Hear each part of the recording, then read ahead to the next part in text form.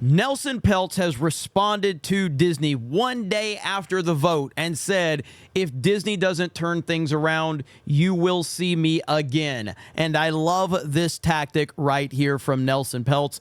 Obviously, Bob Iger really did screw things up yesterday, and a lot of people were frustrated with the result of yesterday with the Disney shareholders meeting.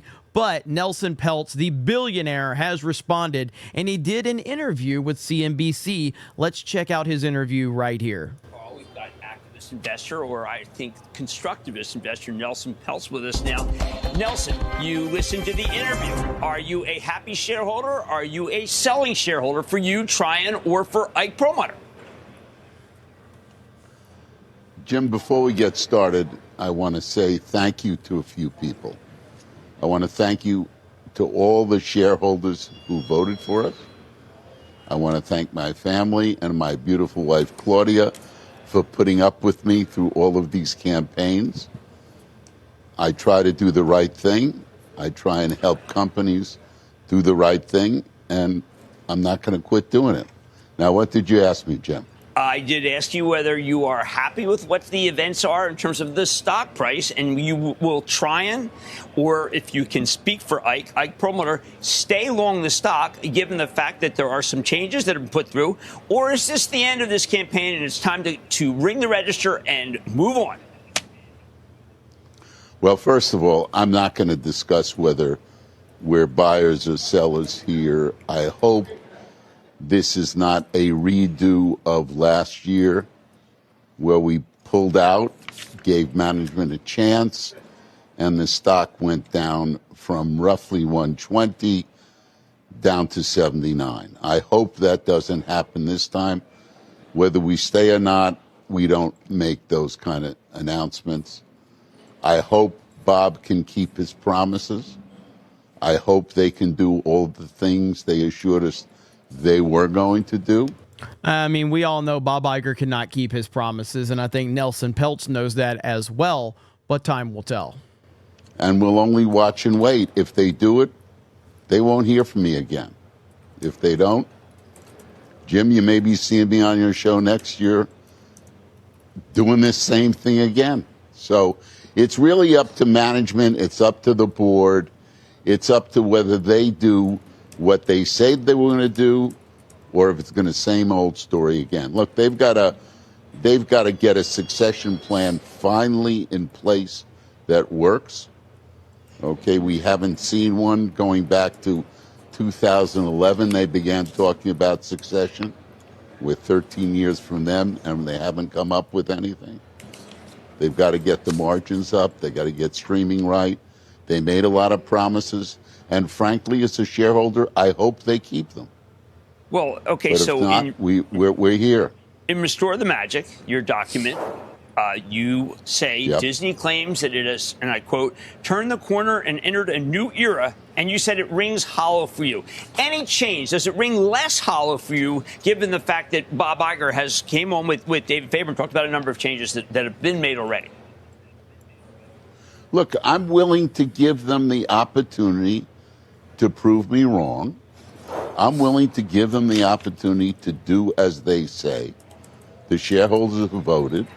They want to give management and the board a chance. So be it. We will watch, like we did last time. We pulled out a year ago, February. A lot of promises were made. We hoped that they were going to keep them. They didn't. We came back.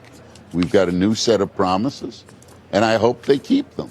And if they do, I'll be a guest on your show, probably talking about a different company. Well, but if they don't, you'll see me again, Jim. There we go. So, again, man, this whole situation with Nelson Peltz and Bob Iger and Ike Perlmutter, I mean, ultimately, it really comes down to one thing, and it's the leadership that has happened at Disney in the last several years has been absolutely horrific, whether it be from Marvel or Lucasfilm or Pixar or the theme parks. It's a disaster, and it is led by social justice propaganda. That is just the truth of it all, and people are sick and tired of it. And, you know, Nelson Peltz is keeping the pressure on. And I think that he says stuff like that because he knows that in a year from now, he's going to be able to come back and say, hey, we said we were going to give him a chance. It's been a year. Here we are again. Things haven't changed. They've continued to go in the wrong direction. And I guess time will tell. What I ultimately want everybody to understand is that, in my opinion, okay, now again, maybe you like the Disney movies and Lucasfilms movies and Marvel and all that. I don't understand why, but maybe you do. But if you don't, I just want everybody to understand there's no saving this stuff. In the current climate that we're in the current situation that we're in and the current leadership structure at the Walt Disney Company, there is no saving what is going on. They're not going to change. It's not going to happen. You might see small snippets here and there, but overall, it's not going to happen. They literally got rid of Splash Mountain, one of the most iconic attractions at Walt Disney World. One of the most iconic attractions. They got rid of it over social justice propaganda because some 350-pound land whale on Twitter was crying about racism on a ride that she can't even fit on in the first fucking place. That's who they respond to. They hate you. They hate anyone that actually has a passion for these properties and for these characters and for these stories. They hate you.